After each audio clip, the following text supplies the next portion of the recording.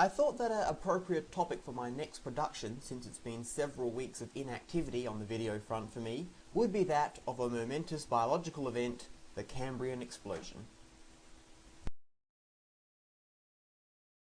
Firstly, the Cambrian. The Cambrian is the earliest period of the Phanerozoic eon. It runs from 542 to 488 million years ago and is divided into 3 epochs, or sub-periods. There are currently 38 paleontological sites where Cambrian fossil strata is being excavated.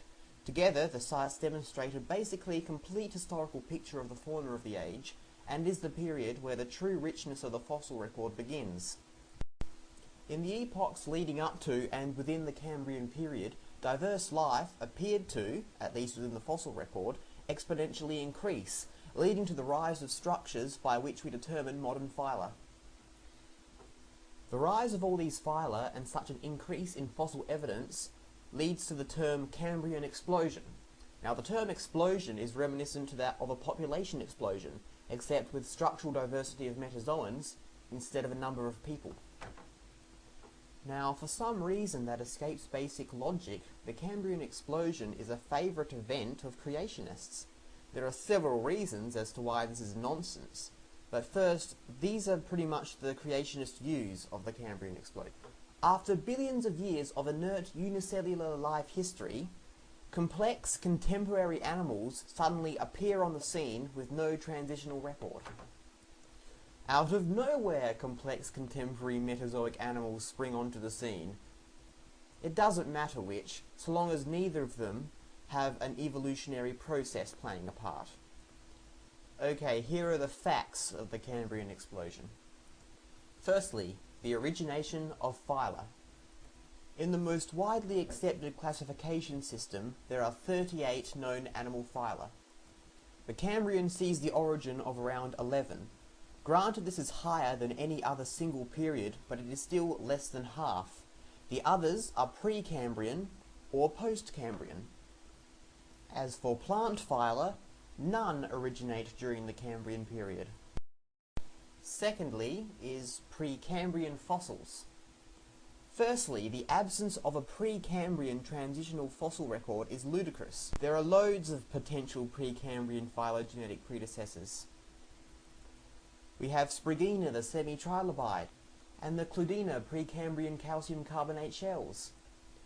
We have over 50 million years worth of pre-Cambrian metazoans in China.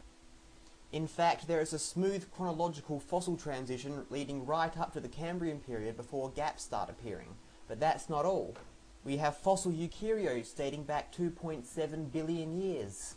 Basically, the claim of pre-Cambrian fossils being absent is false. Complex life has a fossil record going back 3 billion years before the Cambrian. Next, we have the inertia of pre-Cambrian evolution before a massive, unreasonable climb. Well, from what we have of the pre-Cambrian fossil record, life was indeed changing well before the explosion. As for the explosion itself, we already know pre-Cambrian life was highly complex and diverse before the explosion, and even the explosion itself had a highly long fuse and predictably steady climb. The length of the Cambrian explosion depends upon where you think it begins and ends. For instance, if you end the explosion at the beginning of the Ordovician period, which is the end of the Cambrian, and begin it from the youngest fossil record gap, you have yourself a rapid explosion that took 180 million years. No matter where you start and finish the Cambrian explosion, you have a reasonably rich fossil record of evolutionary change and lots of time for it all to occur. If you are extremely conservative in the agenda that must be met for the time scale of the Cambrian explosion, you can't go any lower than around 5 million years. Most paleontologists classify the explosion occurring over a period of roughly 40 million years, which is less than half of what we have the complete fossil record documents of. Fourthly, that the Cambrian explosion brought about all contemporary life forms. Yep, contemporary, unchanged life forms.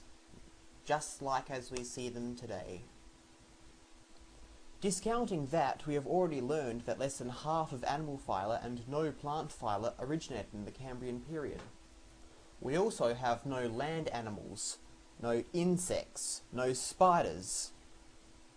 and the only representatives of modern phyla are extremely primitive and basal, to which there is a rich transitional fossil record leading up to more familiar structures such as craniates and vertebrates, at which point we have the first fish.